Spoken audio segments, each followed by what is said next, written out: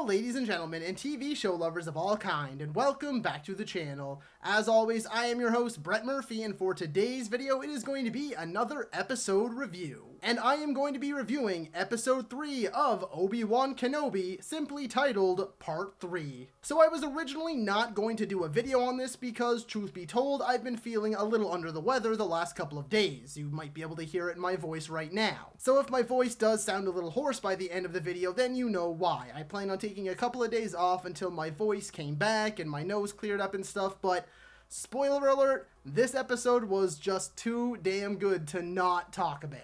With that being said, I've also made the decision going forward that when I review a show on an episode by episode basis, I will be discussing spoilers. Because really, there's no way to talk about this episode in depth without getting into spoilers. So yes, right now I am going to be issuing a major spoiler warning. If you have not already seen episode 3 of Obi-Wan Kenobi, then you have been warned. Before I hop into the actual review of this episode, I just wanted to let you all know that I have an entire playlist dedicated to all of my TV series based reviews. So be sure to check that out, and I guarantee you'll find something you like. And so without further ado, let's hop right into things. So first up on my positives list is that Darth Vader's inclusion was way more impactful than I expected. Look, I love Darth Vader just as much as the next person, arguably the most iconic villain of all time. And I really wasn't sure just how much he was actually going to be in this series. Honestly, after the first 2 episodes, I thought he might just be teased and then show up in the final episode.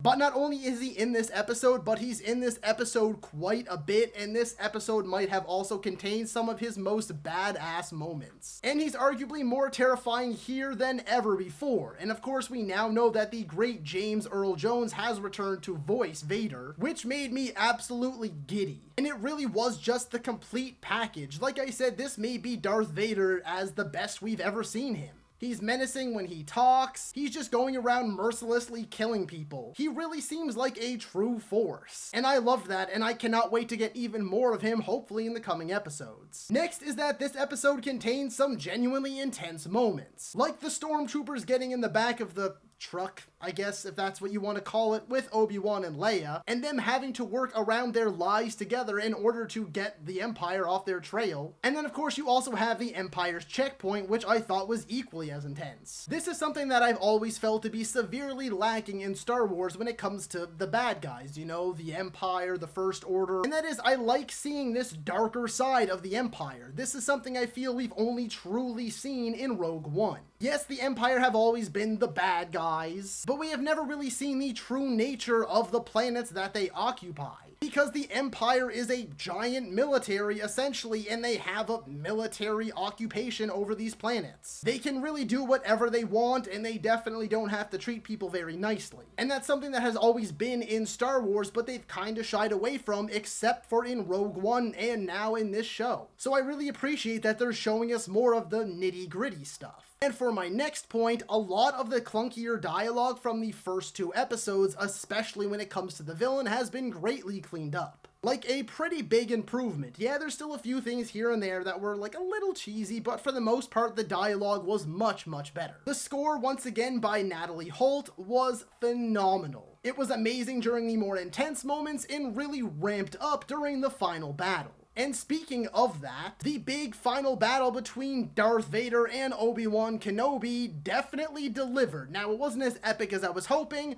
but at the same time, I truly do feel that the best has yet to come. In this one, Obi-Wan was really just trying to deceive Vader and run away. We got a little bit here and there showing just how powerful Vader has become and just how much Obi-Wan lost in those 10 years. It wasn't anything absolutely spectacular, but I did really enjoy it, and a lot of the imagery was insanely good. The cinematography, the lighting, the colors, all of that worked really well. And rather than feeling like your typical lightsaber duel, it really felt like something straight out of a horror movie. You had this unstoppable force, Vader, just constantly stalking down our hero. But like I said, I really do feel that the best has yet to come between these two. The ending was admittedly a bit expected. I mean, it just kind of the way they had it cutting around and that Leia was by herself and all that stuff. I really did fully expect her to be captured, and I wasn't surprised at all when it was the third sister, Reva. But that doesn't mean that I'm still not absolutely terrified for poor little Leia. And the last thing that I want to make note of, and it's not a major positive or anything like that, but I am personally still really impressed with the budget of this show. The visuals are stunning. The cinematography gives it this kind of grand, epic feeling. I only continue to make note of this because I feel a lot of the Disney Plus shows suffer from having TV show budgets. And it feels like this is very much so not the case for Obi-Wan Kenobi, and I couldn't be happier. As I said earlier, you can probably hear it in my voice right now. I am a bit hoarse because I am feeling a little under the weather, but this episode was just too good not to talk about. It was a pretty big step up in my mind from the first two episodes, and now I'm more excited than ever to see where the next three go.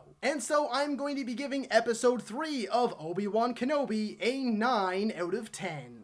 So that is all for today's video, folks. Be sure to let me know down in the comments if you agree or disagree with my review. While you're at it, feel free to let me know what you would have scored episode 3 of Obi-Wan Kenobi out of 10. If you enjoyed that video, be sure to hit that thumbs up button. And if you'd like to see more content, consider subscribing to my channel and ringing that little bell icon. That way you can be notified about all of my latest uploads. And as always, stay safe. Thank you so much for watching, and that's a wrap. Hey you, yeah you, if you made it this far, just know I appreciate you, and while you're here, consider hitting that subscribe button.